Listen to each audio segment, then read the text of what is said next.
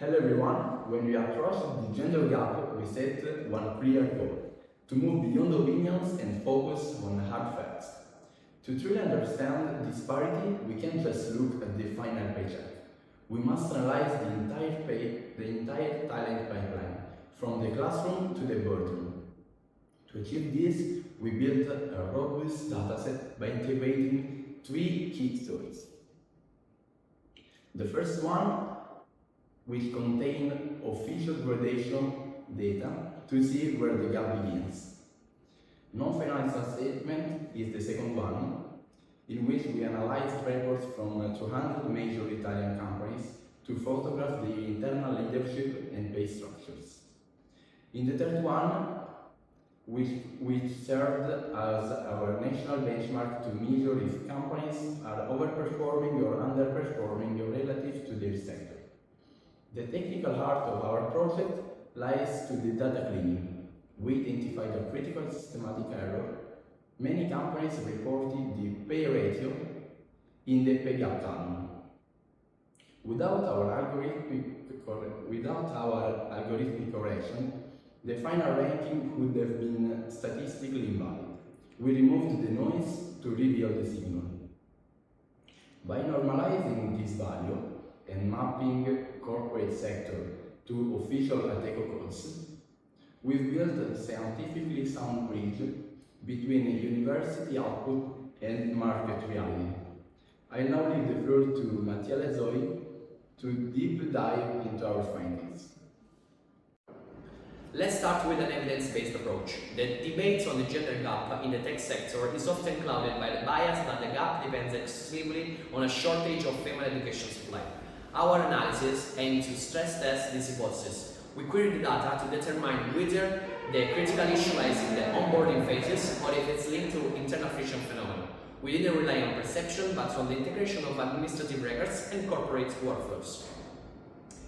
Our analytic frameworks moves beyond the obsolete view of the digital divide focused on infrastructural access or technical skills, which are now consolidating. Today, the critical divergence shifts to the third level, the outcomes. With equal skill sets, the data reveals that there is a systematic asymmetry in career returns and pay levels.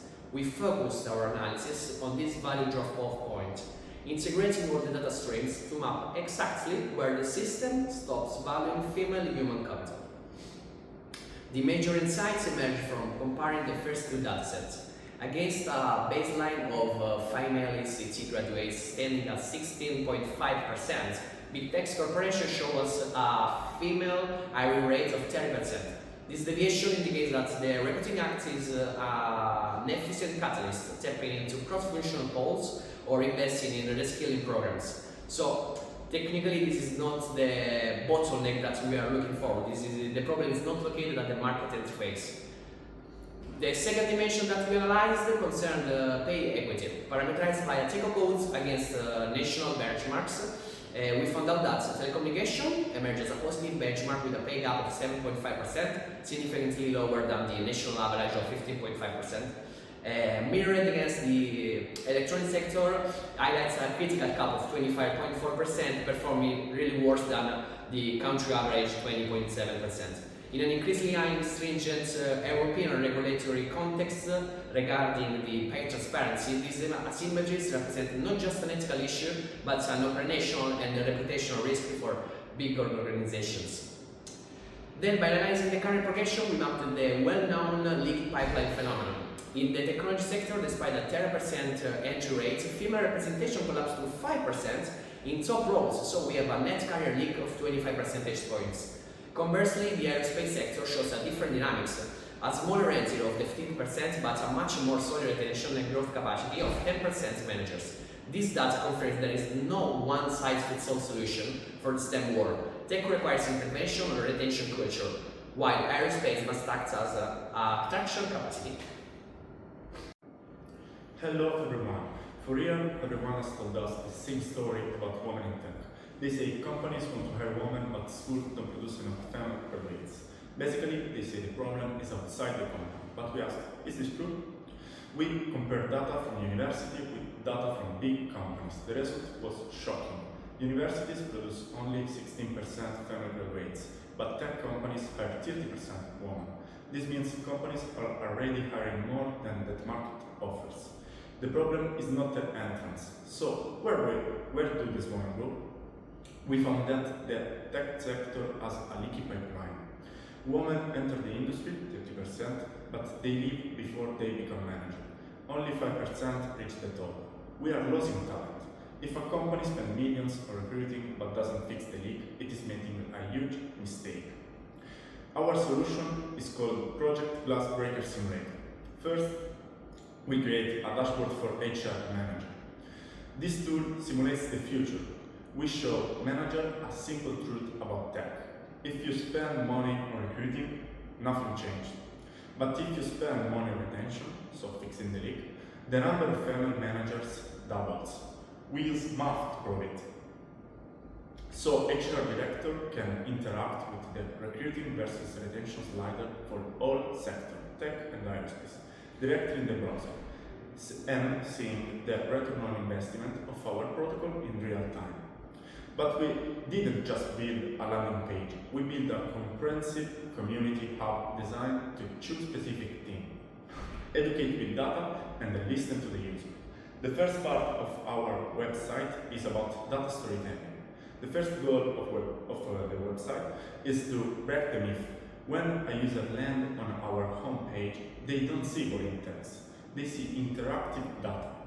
We visualize the recruiting paradox clearly.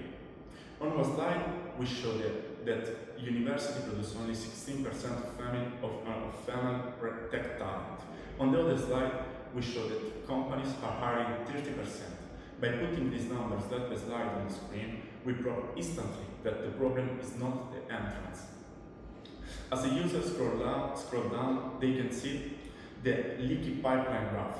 They can see exactly what the talent disappears between the entry level and the management level. We made the invisible problem visible. For the second part of our website is the dynamic survey, because data is only half of the story. To understand why women leave, we build a dynamic survey engine. This is not a standard form, it is smart. If the user selects student, the question focuses on their fears and expectation for the future. If the user selects worker, the question changes. We ask about real barriers like lack of mentoring, salary gaps, or burnout. This allows us to collect qualitative data, the human story, that usually get lost. We ask them, why is stopping work career? What is stopping work career? Conclusion, so this website is the bridge. On one hand, it gives companies the hard numbers they need to see the truth. On the other hand, it gives women a voice to explain the root causes. This combination of math and stories is what makes our solution unique. But so we create a two-speed strategy. For aerospace company, they have very few women, but they stay for a long time. So for them, the strategy is operation takeoff. They need to invest in school to find more talent. For tech companies, they have many women, but they leave. For them, recruiting is useless. They need their attention program. They must invest in welfare and salary check to make the women's story. But why a company should use our solution? The first is tax break. In Italy, if you fix the gender gap, you pay 1% less taxes. This is real money. About compliance, new European laws will punish companies with big pay gap. We help them to be ready. And about economy, losing 25% of talent is bad for business. More women in tech means more innovation and richer country.